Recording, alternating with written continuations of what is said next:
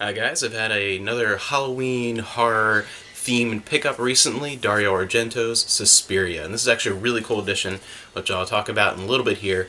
But first, just very briefly about the movie. It is the story, if you've not seen it before, it is the story of an American ballet student who goes to Germany, in Munich, to a very prestigious old German dance academy. And very quickly, things turn out strange and horrific, and very slowly she starts to unravel the mystery of what's going on at this school, really. And it's the first part of Dario Argento's loosely connected Three Mothers trilogy, three movies about a different witch, different one of the three mothers. This is the first one, and easily by far my favorite. It's actually my favorite movie of his. This is one of my favorite horror movies of all time. It's probably my favorite horror movie overall that doesn't have the words Evil Dead in it. Just an absolutely fantastic film, but definitely one that's not for everyone because of where its strengths and its weaknesses lie. It is a brilliant, surrealist experience. It really is a visionary film when it comes to its presentation of light and color and sound. But even though it's one of my favorite movies, I'll be the first to admit that as far as its general narrative and even the way some of the dialogue plays out and things, it's not the strongest movie in that respect. And if you really sort of nitpick and really get around to looking through all the details of the actual story, it's not going to hold up quite as well as some other films. But that's really not the point, because what this does, it actually shows how film as a medium can tell a story through its visuals and sound, and that sensory experience, not necessarily just the narrative. The narrative, the characters, the overall story are more a way to tie together all those sensory elements together and still create as a combination an interesting story. It does play out as a kind of like an old German folk tale in a more modern form and setting, and it's very interesting in that way. Part of the stilted dialogue in some cases and some of the way the story plays out is because of the way it was filmed. Some of the cast were speaking in English through their lines, others were speaking in German, others were speaking in Italian, and then it was dubbed over. Different characters were dubbed over for an English dub, Italian dub, whatever. Those are just the two most common out there on most releases, and it has varying degrees of success. It's not always the greatest. And again, the story is very fascinating, and I think if you approach it from the perspective of kind of like an old fairy tale and really let yourself sink into the escapism and the almost otherworldly qualities of this film, it doesn't really matter that it's not perfect in its just narrative storytelling. It's not something I think that would make a great book. It really shows why certain stories and certain presentations of a storyteller's vision work best in film. And it really does a fantastic job. It is one of the last true Technicolor films, and it shows brilliantly. If you get a really good copy of this film going, it is a colorful masterpiece. Visually, it's one of my favorite movies ever because it's just so vivid, and it's not just the quality of the incredible color saturation in every scene, it's the way he utilizes the colors and the lighting to set moods and really tell the story through the environments as even more successfully than the characters. Is almost a more poignant example of storytelling than what you're actually hearing in the dialogue, which is already just interesting enough if not perfect. And it really just the way he uses more, even more so than any other of his own films, he really uses changes in lighting and color throughout a scene, whether it's daytime or nighttime.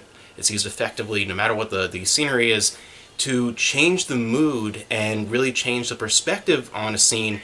And you're just you're captivated. You are really just chained to where he wants your eyes to go and the emotions he wants the visuals to evoke. You or have no free will in that. Like, it really just kind of draws you in to what he wants to present in such a brilliant way through its use of color and lighting and the way the angles portray that. And then, of course, we have the incredible soundtrack by Goblin, who he's worked with before on other films. This is by far, to me, my favorite collaboration of theirs. It's so iconic. There are some other theme songs from other movies that are great too, but the overall soundtrack in this follows and helps also add to this atmosphere, something mystical and otherworldly and dark and ancient, and it's very guttural and emotional in many different ways. It doesn't feel like a typical score even to a horror movie, and it really goes along with the visuals so well that this is a film that is definitely an experience. So a fantastic movie. I could go on and on about in more detail, but yeah, it's just a general idea of like how great this movie is and what its strengths are. And this particular release is really cool. I love the cover here, the slipcover, and then open it up here for the actual Blu-ray. Really cool release, and if you can see underneath the little subtitle there, this is actually the South Korean import, and this is really cool. This is the first thing I've ever imported from Korea. I have tons of imports from Japan and Hong Kong. I've never imported anything from Korea, so it's just kind of cool, and I imported it just because I really like this edition. Really, there are other editions of this film I'd like to get to, but this was a really cool, unique one with a really just gorgeous cover art and things like that I wanted, and I like all the different language options. That's really nice. You have audio, you have in Dolby True HD, English 5.1 surround sound, and then in Dolby Digital you have Italian and Japanese, and subtitles English, Japanese, Korean. So you have lots of different options there. It is lacking as any special features really, aside from a trailer. So that is one thing where some other editions, there's another Blu-ray edition here in North America that stands out with some great special features, and a 2-disc DVD edition that came out a long time ago. Of course, it's on Laserdisc, and in Japan it's on VHD. It's on a lot of different things, and be careful though when you look for editions of this movie. Decide what you are really looking for. I definitely think you should try and go to one that has the options of the English and Italian dub, because they both, depending on the actor or actress within the film, there are pluses and minuses to different performances in both those dubs, and I think it's worth experiencing in both those dubs. I've seen it in English the most, I think, with that dub. I think I prefer the Italian one overall, with the exception of the main character, which is a sad thing. Her, English voice track is, I think, the best performance for that character. But yeah, overall, I suggest trying to find one that has a really good picture quality and also has those two dubs if you can. Special features are a cool extra, but not always necessary. It's really the experience of the film, and you can hunt down other stuff later on.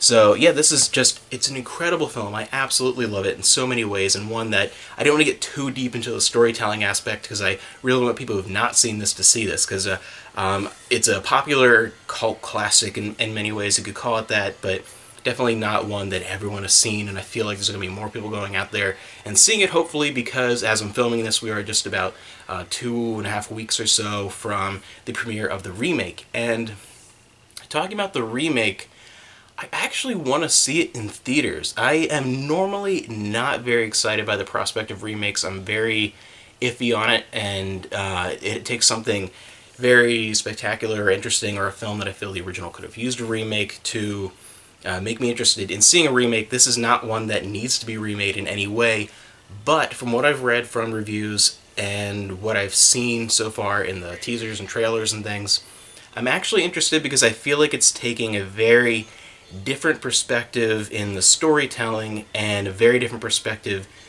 visually, and it's not trying to be the original. It's really trying to be its own thing and its own retelling, and that can sometimes backfire. In other ways, that can make it a successful remake and not just something that feels like an imitation. So I'm pretty curious about it. So I do want to see it, and I'll probably talk about it if I see it in theaters soon after it comes out. So you'll hear me talk about that. But yeah, Suspiria. Brilliant film if you've not seen it, or if you go and see that remake in theaters first. Definitely, you're going to do yourself a disservice if you don't go then and see the original. It is an amazing film, and this is the South Korean import Blu-ray.